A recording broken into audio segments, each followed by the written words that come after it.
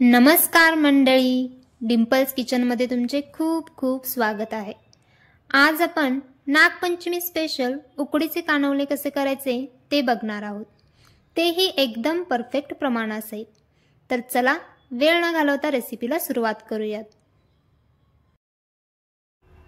कानवले बनवण्यासाठी आपल्याला सारण लागणार आहे, ते आधी आपण करून घेऊ। सारण बनवण्यासाठी इथे मी 1 वाटी ओले खोबरे खवून घेतले आहे। बरोबर 1 मोठ्या नारळाचा 1 वाटी किस आहे हा। त्यानंतर अर्धी वाटी गूळ घेतला आहे। तुम्हाला कमी गोड आवडत असेल तर गुळाचे प्रमाण थोडेसे कमी करू शकता।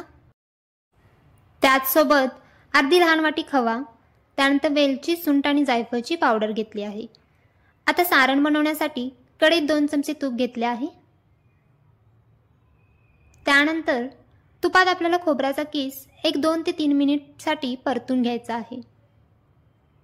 यावेळी गॅसची फ्लेम अगदी मीडियम ठेवायची आहे।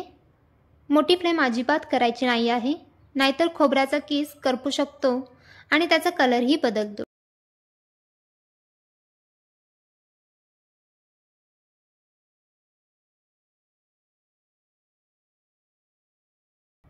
दोन ते 3 मिनिट परतून झाल्यानंतर यात गूळ घालून घ्यायचा आहे आणि गूळ ही मिक्स करून घ्यायचा आहे।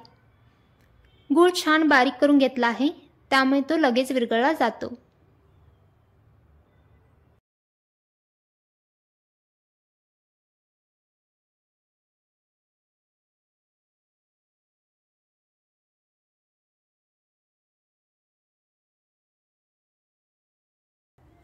गूळ विरघळल्यानंतर यात वेलची, सुंठ, जायफळची पावडर आणि खवा घालून सगळे छान असे मिक्स करून घ्यायचे आहे।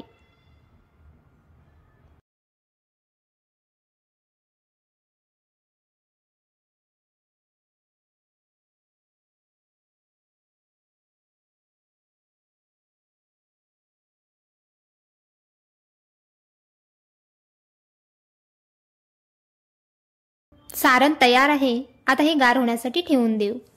त्यानंतर आता कानवलेसाठी लागणारे कणिक मळून घेऊ। इथे मी ही 1 वाटी आणि याच वाटीने अर्धा वाटी गव्हाचे पीठ घेतले आहे। आता यात चवीनुसार मीठ घालून थोडे थोडे पाणी घालून पीठ छान असे मळून घ्यायचे आहे।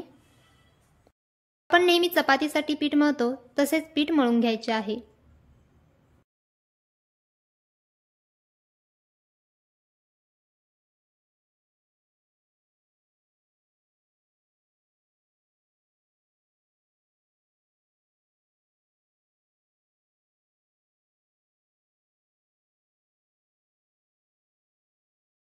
पीठ मळून झाले की त्यावर तेल लावून 15 मिनिटसाठी ठेवून द्यायचे आहे।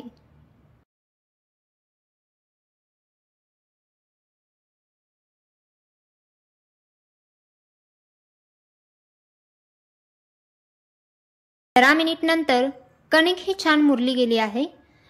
परत 1 मिनिटभरासाठी मळून घेऊन अशा पद्धतीने याचे लहान लहान गोळे करून घ्यायचे आहेत।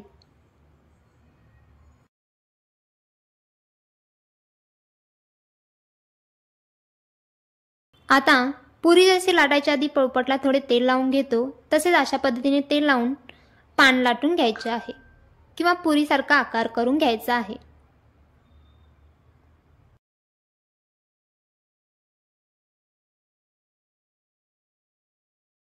अशा पद्धतीने सगळीकडून एकसारखे पान लाटून घ्यायचे आहे।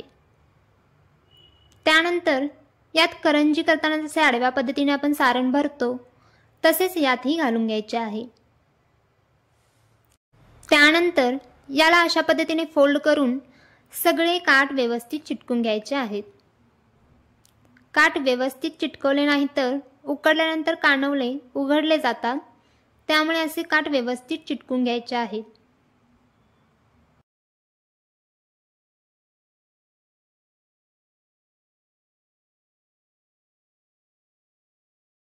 अशा पद्धतीने सगळे काठ व्यवस्थित चिटकून घेतले आहेत।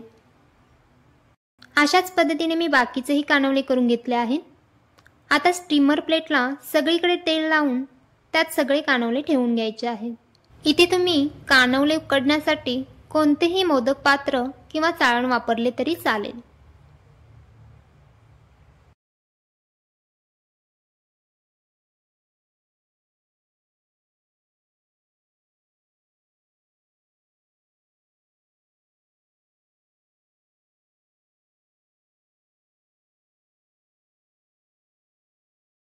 त्यानंतर इथे मी कानवले उकडण्यासाठी पाणी गरम करत ठेवले होते. पाण्याला एक उकळी आली की यात ही स्टीमर प्लेट ठेवून याला झाकण लावून ठेवायचे आहे.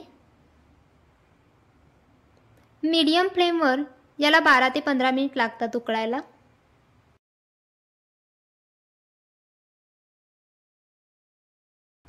पंधरा मिनिट नंतर इथे आपले कानवले तयार आहेत. थोडे गार झाले की याला काढून घ्यायचे आहे.